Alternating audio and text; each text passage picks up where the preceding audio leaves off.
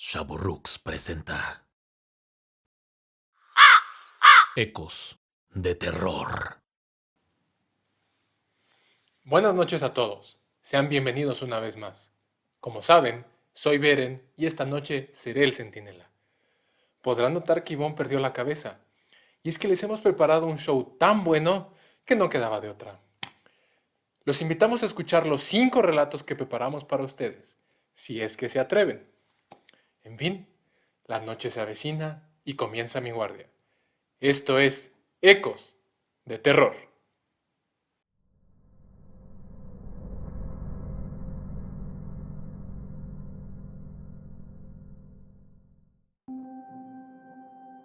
Cuando terminé el bachillerato, me quise tomar un año para mí. La escuela nunca fue lo mío y sentía que lo mejor en ese momento era llevármela tranquila y disfrutar la oportunidad que me daba la vida. Mis padres decidieron apoyarme y la verdad por un mes o dos me la pasé muy bien. Luego me entró la espina de querer ganar un poco de dinero para solventar gastos y pensé en tomar un trabajo que no fuera muy demandante. Lo típico en esas edades es querer entrar a un empleo en alguna cadena de restaurantes de comida rápida o de boutiques de ropa, pero eso no me atraía mucho. Casi por casualidad, un viejo amigo de mi padre mencionó que se había abierto recién una posición como guardia en el turno nocturno de un antiguo laboratorio farmacéutico situado en la Colonia del Valle, en la Ciudad de México.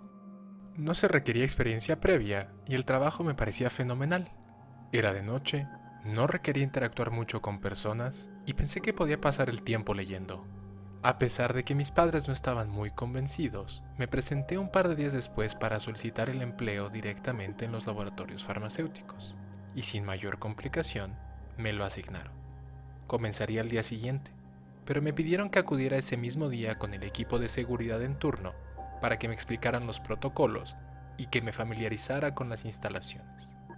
Me reporté con el equipo y de inmediato hicimos un rondín. El jefe de seguridad me dio más detalles y me explicó que en realidad se manejaban turnos de 12 por 12, es decir, 12 horas en activo y 12 de descanso, con 2 guardias por turno. Los 2 guardias que ocupaban el puesto con el turno de la noche habían renunciado, y por ahora los guardias de la mañana turnarían en 24 por 12. Mira, este va a ser el nuevo de la noche, le dijo el jefe al otro guardia mientras le pedía que me mostrara los accesos y salidas. Me presenté al siguiente día a las 7:30 de la noche, 30 minutos antes del inicio de mi turno, para que me entregaran mi equipo y me dieran los accesos pertinentes. Durante 2 semanas estuve cubriendo mis turnos y pensaba que había conseguido exactamente lo que buscaba. Era muy sencillo, no tenía la mayor complicación, y salvo por los rondines que tenía que hacer cada hora, podía dedicar un buen rato a leer. Me tocaba alternar una noche con el jefe y otra noche con el otro guardia de seguridad. El jefe era muy serio, y lo más que llegábamos a hablar era de que la otra posición no se había cubierto. Por el contrario, mi otro compañero de turno, Edgar, era más sociable, pero parecía siempre estar malhumorado y notablemente más nervioso que yo. Sin embargo, fue Edgar quien me dio mi primer consejo real de trabajo. Mira, la cosa aquí es simple. En 3 años que yo tengo de trabajar aquí, nunca ha pasado nada. De pronto en los reportes que dejaban los de la noche veíamos notas de algún ruido o algo, pero nada serio. Si llegas a escuchar algo, trata de hacer ruido para que se percaten de tu presencia y se vayan. Lo más probable es que sea algún chamaco tonto que se brinca y al sentirse descubierto se irá por donde vino. Con un leve vínculo ya realizado, pensé en llevarme unos naipes para pasar el rato y convivir con mi compañero en el siguiente turno que compartiríamos. Así sería menos pesado para ambos.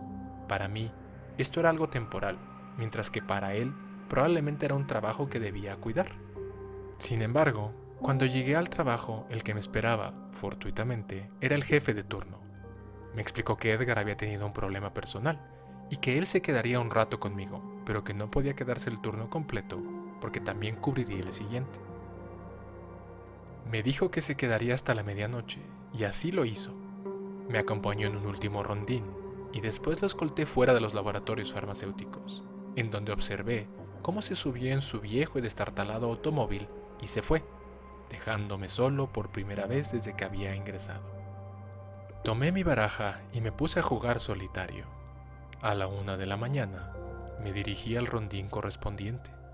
Estos recorridos se hacían siempre bajo un patrón que iniciaba con el ala norte, donde se encontraba la caseta de vigilancia, seguida por el ala este, y así en sentido de las manecillas del reloj, es decir, luego el ala sur y finalmente el ala oeste.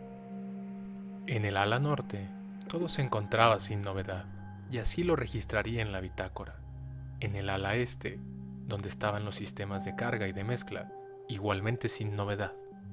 Mientras recorría los espacios del ala sur, la zona de almacenamiento y también la más lejana de la salida principal, comencé a escuchar a una distancia media, algo que no era normal.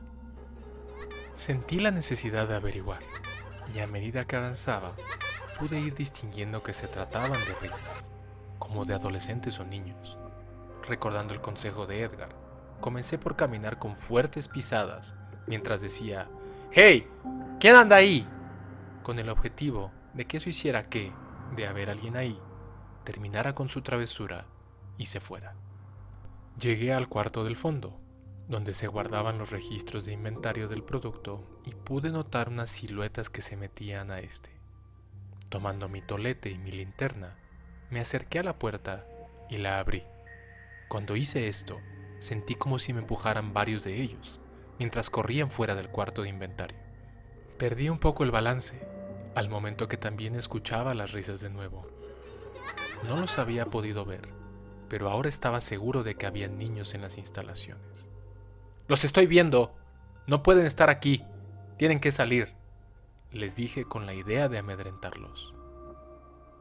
A esto le siguió un silencio que en lugar de calmarme, me generó temor. Unos momentos después, juraría haber visto las figuras de estos niños a unos cuantos metros de mí. Eran 4 o 5, y se veían, a juzgar por su tamaño, de unos 10 a 13 años. Comencé a caminar hacia ellos, diciéndoles que se detuvieran, que los llevaría a la salida cuando de pronto corrieron en direcciones separadas, mientras decían, ¡Oh, no! ¡No, por favor! Pensaba yo perseguirlos después de eso, pero antes de que pudiera reaccionar, comencé a escuchar cómo varios de ellos decían, ¡Ahí viene! ¡Ahí viene! Pensé que se referían a mí, pero escuché también pasos que claramente venían en mi dirección, pues el sonido se acrecentaba a medida que lo escuchaba. Sentí ahora un temor inmenso y apunté con mi linterna para ver la figura de un hombre con una especie de gabardina que iba caminando hacia mí. ¡Ahí viene! ¡Ahí viene! Estaba entrando en pánico. Lentamente comencé a retroceder, en dirección hacia el cuarto del inventario. Cerré la puerta y me agazapé ahí dentro. Escuchaba los pasos de este hombre y ya no estaba envalentonado como para hacer notar mi presencia. Quería todo lo opuesto, pasar desapercibido con la esperanza de que pudiese escapar en la primera oportunidad. Ahí, agazapado en total oscuridad, escuché cómo, desde dentro, me decían, ¡Vete! ¡Corre! ¡Sálvate! Tomé esto como mi oportunidad para salir, y en efecto, corrí en dirección a la caseta de vigilancia, a la cual pude llegar y donde pasé el resto de la noche. Anoté todo en la bitácora, y tan pronto llegó mi relevo, le conté lo que había pasado. Revisamos juntos el almacén, y no vimos nada. Ese mismo día, renuncié a mi trabajo como guardia de seguridad en los laboratorios farmacéuticos. Cuando tuve oportunidad, le conté al amigo de mi papá, el que trabajaba ahí, sobre lo sucedido. Unos meses después, regresó a visitarnos a la casa y nos comentó que estuvo haciendo una pequeña investigación. Resultó ser que antes que laboratorios farmacéuticos, esas oficinas habían estado abandonadas por mucho tiempo. Hubo un caso, muy sonado por la zona, sobre algunos jovencitos que desaparecieron y se sospechaba que un hombre los había secuestrado y había abusado de ellos, para luego asesinarlos y ocultar la evidencia. Se rumoraba que justamente en lo que eran esas instalaciones es que el individuo en cuestión había cometido los terribles actos. Para mí, con eso concluyó el año sabático, y siempre viviré agradecido con las almas de esas pobres víctimas que me ayudaron a salir de ese lugar.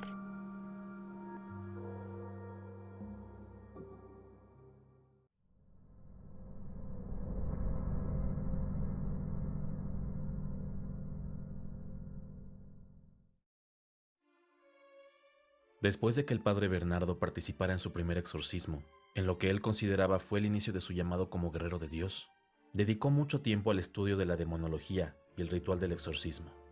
Según la investigación que hicieron mi bisabuelo y mi padre, los dominicos que lo acompañaron como misionero fueron clave para ello.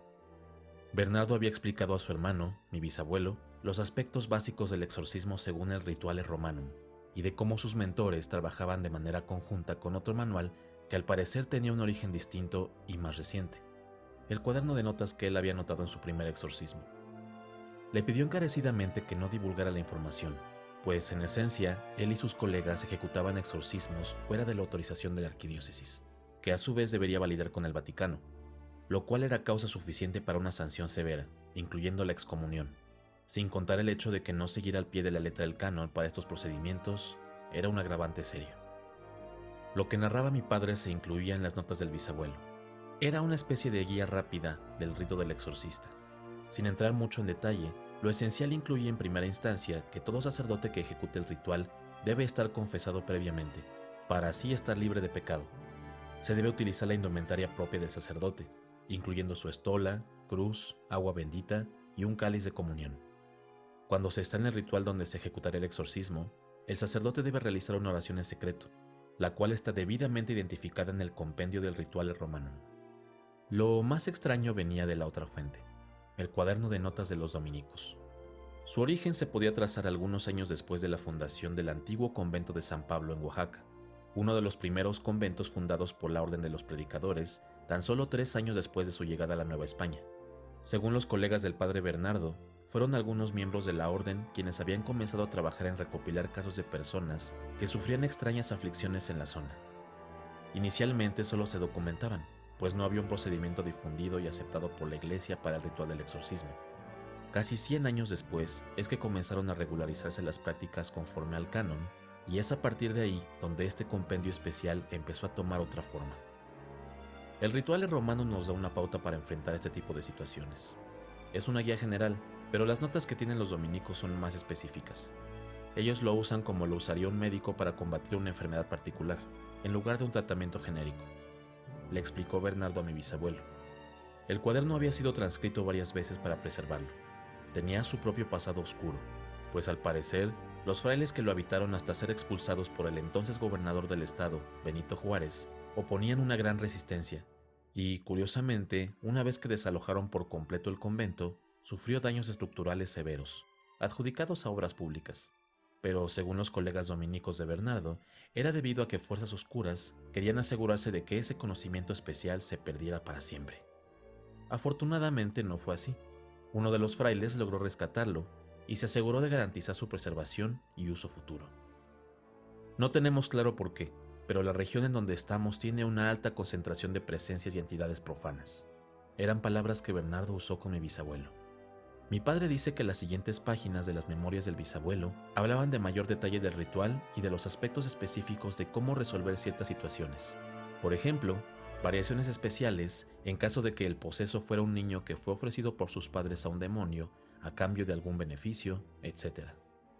Cosas tétricas, sí, pero al parecer lo más aterrador venía en las notas relacionadas a una mujer que solo se le denominaba como la curandera. De acuerdo con las fechas que tenían las notas, cuando el padre Bernardo reveló lo sucedido con la curandera, ya habían pasado algunos años de su incursión como misionero y ya tenía cierta experiencia en la celebración de exorcismos. Tenía que haber vuelto a la arquidiócesis para que me reasignaran. Después de discutir con el señor obispo, logré extender mi estadía en la sierra. Aparecía como una cita de las palabras de Bernardo. La curandera cayó enferma y varias de las personas de la comunidad se acercaron a mí y a mis colegas para que la ayudáramos. Era el inicio de las notas acerca de esta experiencia de Bernardo. La curandera era una mujer que vivía cerca de la comunidad donde estaban ubicados el padre Bernardo y sus colegas dominicos. No tenían una buena relación, pero habían aprendido a coexistir. La gente de la zona acudía a ella para que les atendiera con remedios y curaciones. No había un médico fijo para la comunidad, si bien 1 o 2 veces al mes subía un doctor que hacía labor comunitaria, por lo que la curandera cumplía una función importante. Su conocimiento de herbolaria y de aspectos básicos de primeros auxilios era muy bien recibido, pero era su tendencia a querer resolver problemas espirituales a través de prácticas paganas, como las describía el padre Bernardo, lo que hacía que la relación con los clérigos fuera complicada. El hecho de que cayera enferma generaba una dificultad mayor, pues dejaba a muchas personas en riesgo de no poder ser atendidas. El problema parecía ser que su enfermedad había asustado a la gente, por lo que en lugar de buscar ayuda con el médico, por lejos que estuviese, acudieron con los sacerdotes. Cuando llegamos a su vivienda, la curandera estaba en una esquina, de cuclillas, mordiéndose las uñas. Tuvimos que proceder con lo de rutina. Siempre hay que descartar que se trate de una demencia o una aflicción de otro tipo. Los dominicos saben bien de esto. Tienen muchos años más que yo haciéndolo. Se miraron por un momento, sacaron su cuaderno, discutieron brevemente y uno de ellos colocó una línea de sal alrededor de la mujer. Aparecían como palabras de Bernardo al lado de un pequeño dibujo ilustrando la escena, todo hecho por mi bisabuelo. Los dominicos comenzaron a hacerle preguntas, enfocadas a identificar uno de los rasgos más claros de la posesión, el conocimiento de lo imposible. Colocaron algunos objetos en una pequeña bolsa de lona, mismos que la mujer pudo describir sin siquiera verlos. No solo eso, pues uno de ellos era un dedal que había pertenecido a la abuela de uno de los dominicos, origen que fue comentado por la curandera como parte del interrogatorio. Finalmente, le pidieron incorporarse y caminar hacia ellos, pero la mujer parecía no poder hacerlo, resultado de la línea de sal que la rodeaba. Los sacerdotes salieron y fue entonces cuando los dominicos confiaron al padre Bernardo que se trataba de algo mucho más serio de lo habitual.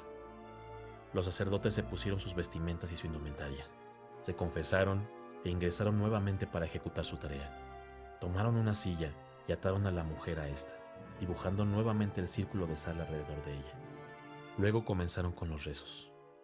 La mujer parecía transformar su rostro habitual a uno desfigurado, además de lanzar insultos y provocaciones a los sacerdotes. La primera sesión duró varias horas, y para cuando terminaron, estaban exhaustos, y siendo tarde, no quedó remedio que pasar la noche ahí mismo. La mujer estaba inconsciente, y la trasladaron con todo y silla, sin desatarla, a un espacio en la orilla de la pequeña vivienda, mientras los sacerdotes prepararon un espacio para dormir en el piso. Acordaron montar guardas de vigilancia, en caso de que la mujer despertase y para evitar peligros adicionales. Por la madrugada, un grito puso en alerta a todos los sacerdotes.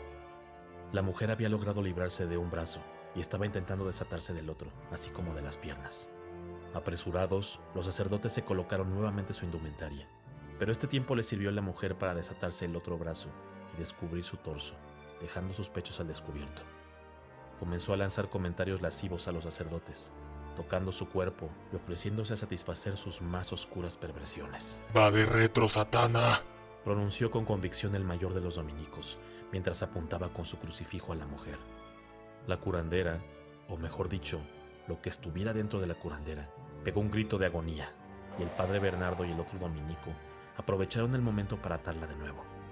Se encontraban en ello cuando varios de los recipientes donde estaban almacenadas hierbas salieron volando y golpearon al mayor de los dominicos. El otro colega corrió rápidamente a su auxilio, al ver que éste sangraba a borbotones. No sabía qué hacer. Mis colegas estaban en el piso, uno sangrando y el otro tratando de salvarle la vida. Le contó Bernardo a mi bisabuelo. Lo único que pensé fue, Señor, dame fuerzas. Y con toda mi fe, empecé a recitar el primer salmo que me vino a la mente, el Salmo 91. El que habita al abrigo del Altísimo, se acoge a la sombra del Todopoderoso. Yo le digo al Señor, tú eres mi refugio, mi fortaleza, el Dios en quien confío. Solo Él puede liberarte de las trampas del cazador y de mortíferas plagas, pues te cubrirá con sus plumas y bajo sus alas hallarás refugio. Su verdad será tu escudo y tu baluarte. No temerás el terror de la noche, ni la flecha que vuela de día, ni la peste que acecha en las sombras, ni la plaga que destruye a mediodía. Mientras el padre Bernardo recitaba una y otra vez el salmo, la criatura que moraba dentro de la curandera hablaba en una lengua que era imposible entender, pero era evidente que aquello que sucedía le causaba una especie de dolor e incomodidad. Fue gracias a mi fe que logramos sobrevivir esa noche. La entidad profana dejó el cuerpo de la curandera y le pedimos ayuda a uno de los hombres de la zona para que bajaran al dominico al pueblo donde vivía el doctor. Las siguientes páginas de las memorias del bisabuelo relataban más vivencias del padre Bernardo, pero parecían ser experiencias que captaron menos la atención de mi padre en comparación de lo que leyó en una de las últimas páginas escritas por mi bisabuelo. Bernardo cree que la entidad que enfrentó con la curandera regresó.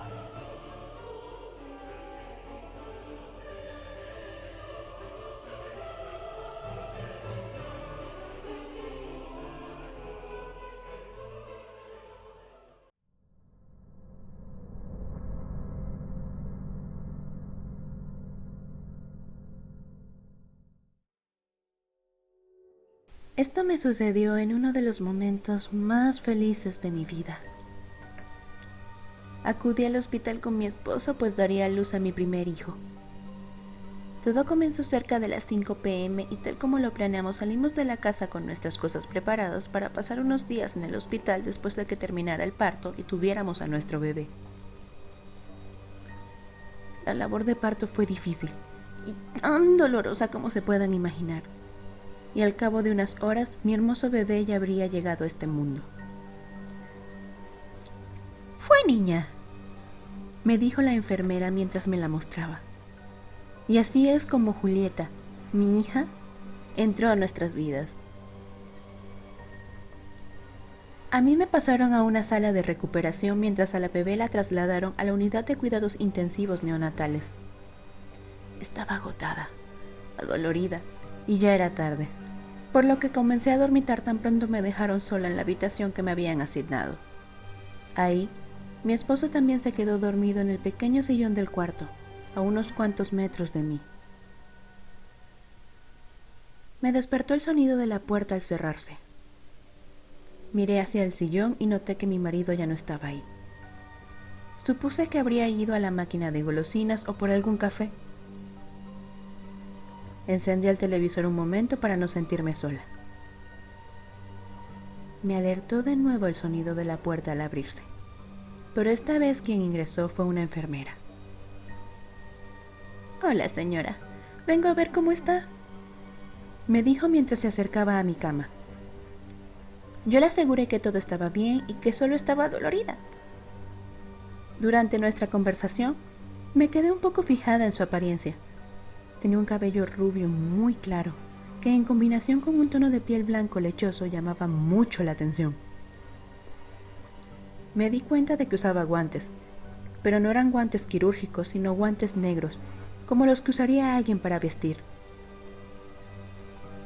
Me pareció un tanto sospechoso que no revisara el equipo médico que tenía al lado de mi camilla. Yo estaba lejos de ser una paciente grave, pero las enfermeras que me habían llevado a la habitación parecían seguir una rutina que ella no.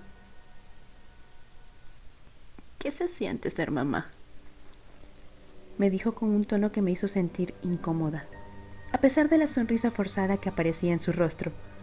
En retrospectiva, más bien creo que era esa sonrisa la que me hacía sentir incómoda. «Me siento muy feliz. Ya no puedo esperar para ver a mi bebé»,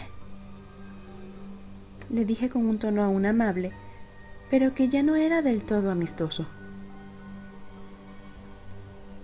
Me imagino,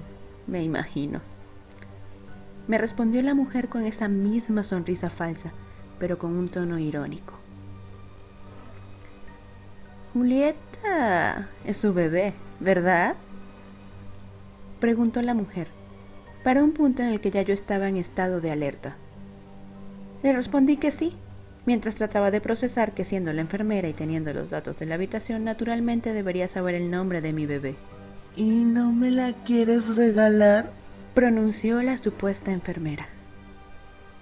Eso rebasó todo límite y comencé a cuestionarla sobre quién era y qué quería, a lo que me respondió: «¿Quiero a tu bebé? Regálamela».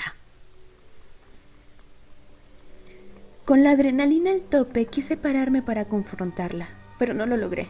El dolor aún me lo impedía. Comencé a gritar el nombre de mi marido y la mujer me miraba sin ninguna clase de temor y dijo: «Pídeme lo que quieras, igual me la voy a llevar». Momentos después, mi esposo entró en la habitación y la mujer salió casi al mismo tiempo.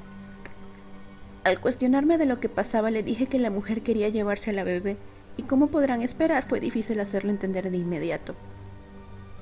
Cuando por fin entendió lo que quise decir, salió buscando a las enfermeras en turno y las notificó sobre la supuesta enfermera, quien fue desconocida por las mismas. No, caballero, aquí no hay ninguna enfermera con esa descripción. Como no nos hicieron caso, yo le pedí a mi marido que lo reportara con seguridad del hospital, y después de largas discusiones y amenazas de nuestra parte, nos aseguraron que habría un elemento de seguridad que vigilaría que nadie no autorizado entrase o saliese del área donde estaba mi bebé. Por supuesto que el resto de la noche yo ya no pude conciliar el sueño y la angustia me consumió. Mi marido estuvo rotando entre viajes para asegurarse, hasta donde era posible, que la bebé estaba vigilada y en verme y calmarme a mí. El día siguiente transcurrió más o menos igual, con la salvedad de que pude ver a mi bebé. Comenzamos a pensar que se trataba de alguna lunática que de alguna manera se logró meter en las habitaciones. A mí me quedaba aún la duda de cómo es que sabía el nombre de mi bebé y por qué la quería en específico a ella.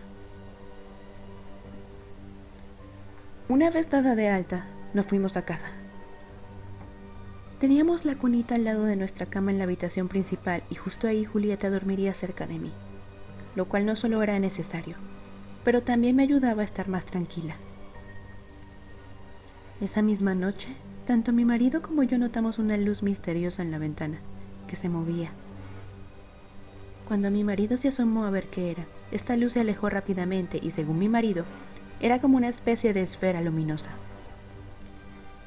Esto me hizo considerar una opción, inverosímil, pero que no me dejaba otra posibilidad. La supuesta mujer era una bruja. Motivada por mi instinto maternal, decidí buscar a alguien que pudiera ayudarme. Afortunadamente encontré a un espiritista que tenía conocimiento de cómo protegernos. Me advirtió que la bruja seguiría intentando llevarse a la bebé y que podría ser que pasaran meses o años hasta que dejara de hacerlo. Incluso que podría parecer por momentos que ya no había peligro, pero que no estaríamos 100% a salvo hasta que la niña cumpliese 13 años. Me dio instrucciones precisas de que todas las noches debía de colocar sal en las ventanas y las puertas, poner unas tijeras en donde sea que la niña durmiera y colgarle una medalla de San Cipriano que debía usar en todo momento. Durante 13 años seguí esas instrucciones y afortunadamente mi hija siempre estuvo bien. Seguimos viendo esas esferas luminosas y, como nos advirtieron, pasaban largas temporadas en las que no aparecían, para de la nada tener episodios de visitas constantes. La bruja intentó llevarse a mi hija, pero no contaba con mi determinación como madre.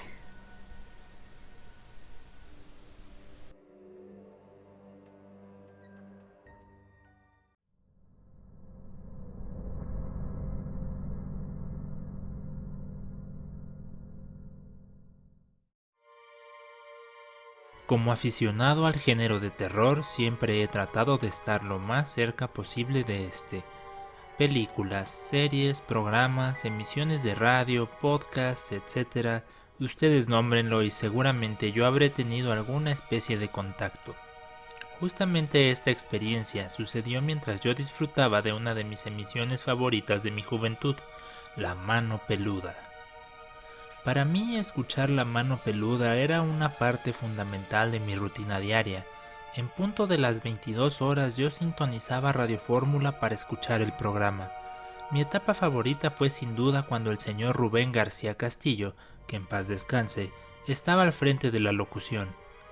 Apagaba todas las luces y escuchaba ávidamente los relatos que compartía la audiencia.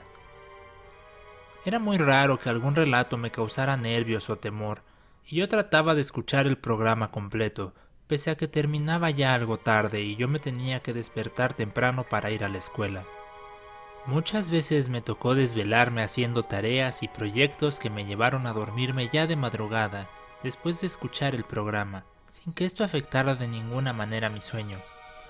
La noche en torno a mi historia es más o menos fácil de identificar. Ese día habían contado un relato que es de los que eventualmente se volvieron más populares. Un hombre llamó para hablar del caso de unas botas malditas que estaban salpicadas con sangre y que por más que intentó deshacerse de ellas, le fue imposible. Ya estaba picadísimo con el programa y podría decir sin equivocación que en ese momento alguien habría podido tirar un balazo y no habría prestado atención más que al radio. En una pausa comercial, aproveché para ir velozmente a la cocina y prepararme un tentempié. Subí el volumen al máximo para escuchar y en lo que me hacía un sándwich me percaté de un ruido raro con alta interferencia, pero cuando regresé, apenas a tiempo, el programa había reanudado después de la pausa. Ajusté el volumen y seguí escuchando. Estaba escuchando otro de los relatos, menos memorable que el de las botas, y de pronto la voz de la chica que lo compartía parecía desaparecer, y en su lugar escuché de nuevo la interferencia y otros ruidos que no lograba distinguir. Subí el volumen al máximo de nuevo y parecía haber regresado a la normalidad con el programa. Escuché por unos segundos más el relato para luego escuchar de nuevo la interferencia, pero ahora de forma muy clara y entendiendo lo que decía. Confieso que eso me asustó y quedé petrificado por un segundo.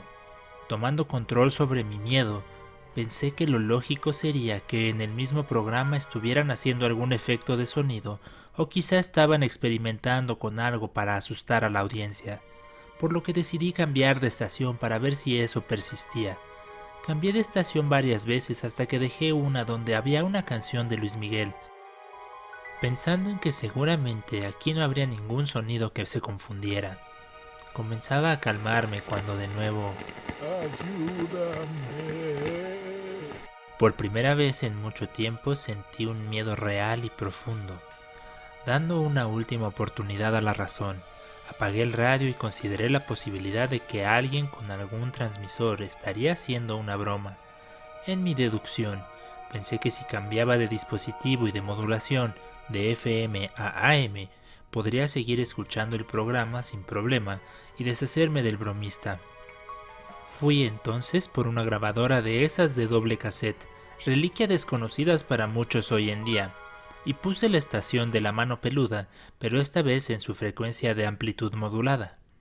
Habrían pasado unos cuantos segundos, 30 a lo mucho, para cuando volví a escuchar en el radio: ¡Ayúdame! Esto me asustó y me desesperó al mismo tiempo. No tenía ya una explicación lógica y mi miedo era inmenso. Lo único que pude hacer fue pronunciar a medias: ¿Cómo te ayudo? Y segundo, la puerta de mi habitación azotó fuertemente. Pegué un brinco y mis padres fueron inmediatamente a ver qué sucedía. Les dije que mi puerta se había azotado sola y nada más. Dejé de escuchar el programa por algunos meses. De hecho, me alejé del género por largo rato, pero mi adicción pudo más que mi prudencia y eventualmente regresé, con una curiosidad aún mayor derivada de mi experiencia. No sé qué pasó, no sé cómo explicarlo, pero esa vivencia me ha hecho estar seguro de que hay algo después de esto que llamamos vida.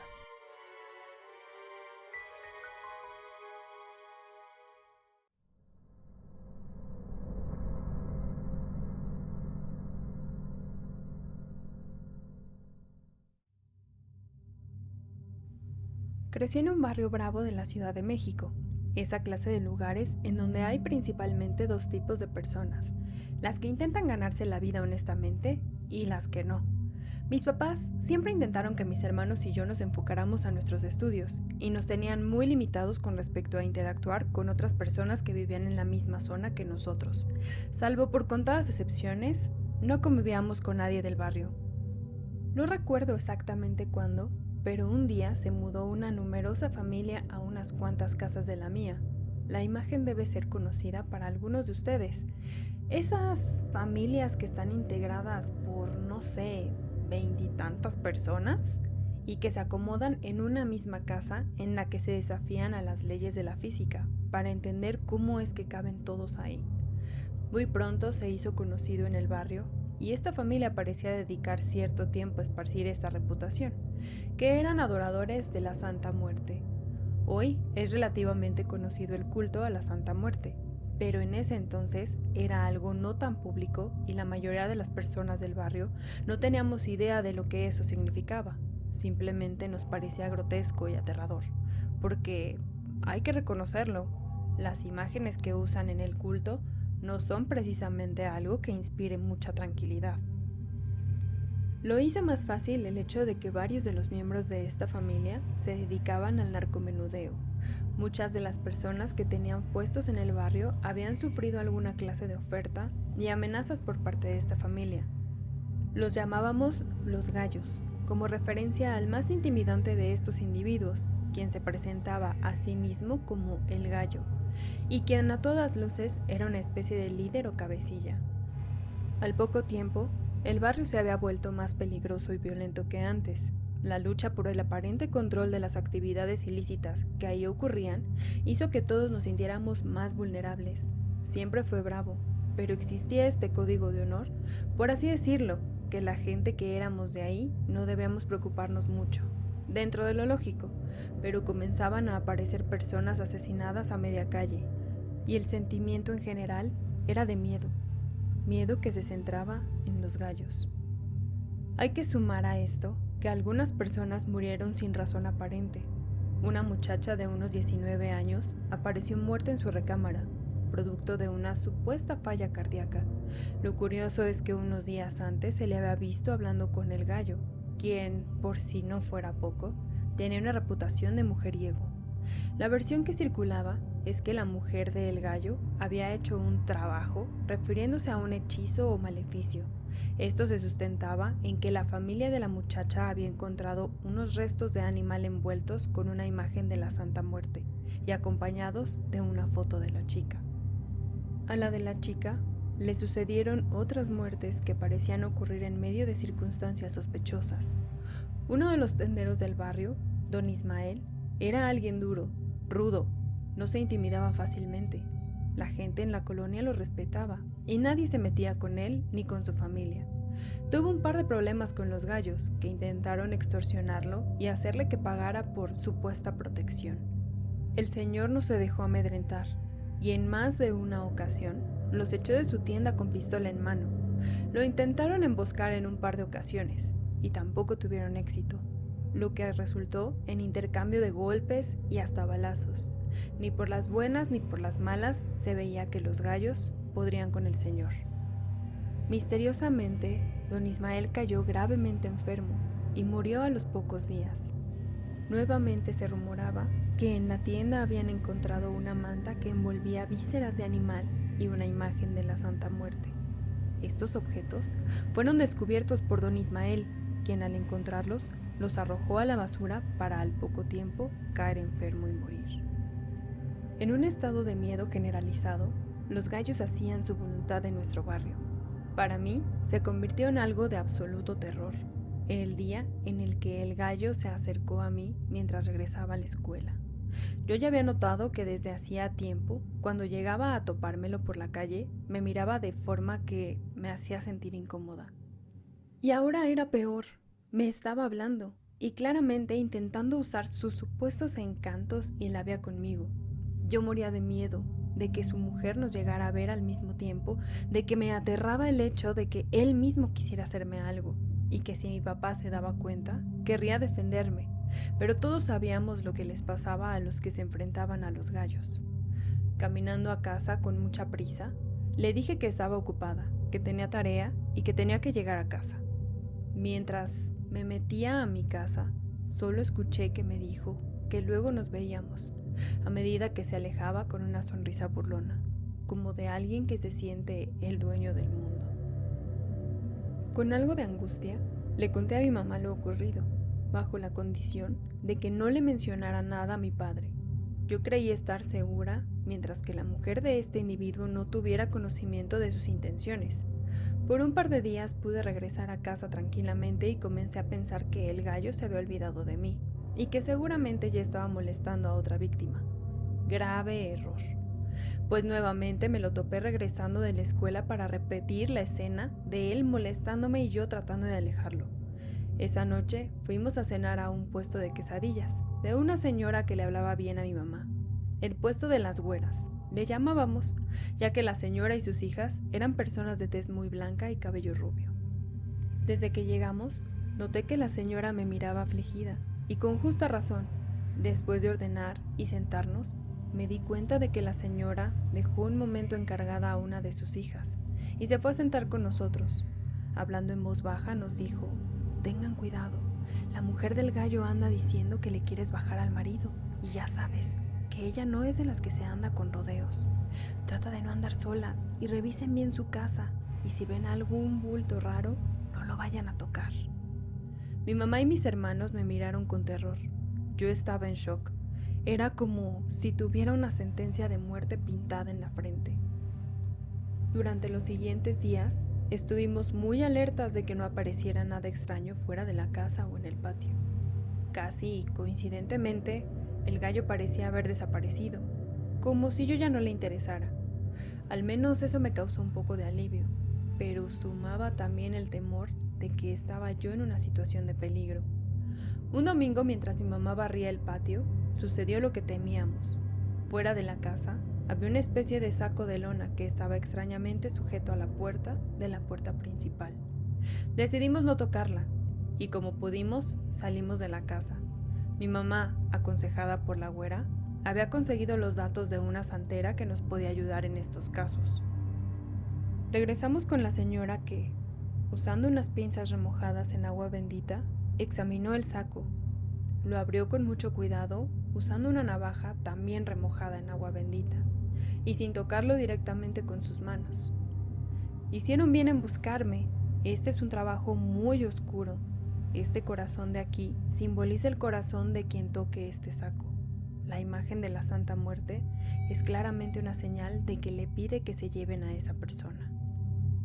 La santera nos ayudó a deshacernos del objeto y nos ofreció a hacer un trabajo.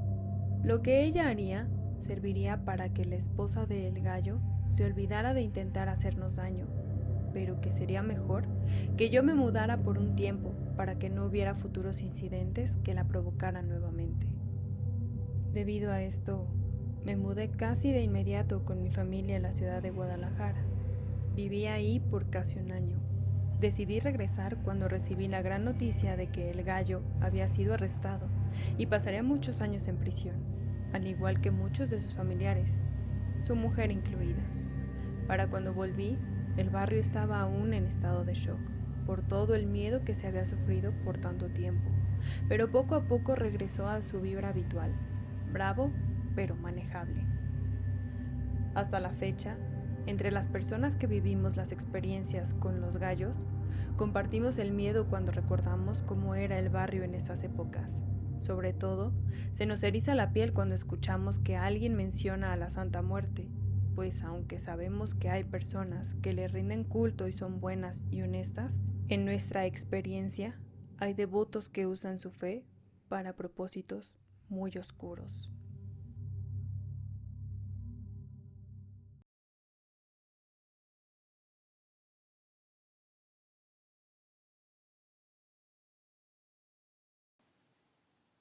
Bueno, llegaron al final. Confiamos en que hayan disfrutado mucho este episodio. Los esperamos la próxima semana para nuestro final de temporada. Como siempre, les agradecemos que den like a nuestro contenido, que lo compartan y se suscriban si es que no lo han hecho. Nos estamos viendo. Hasta luego.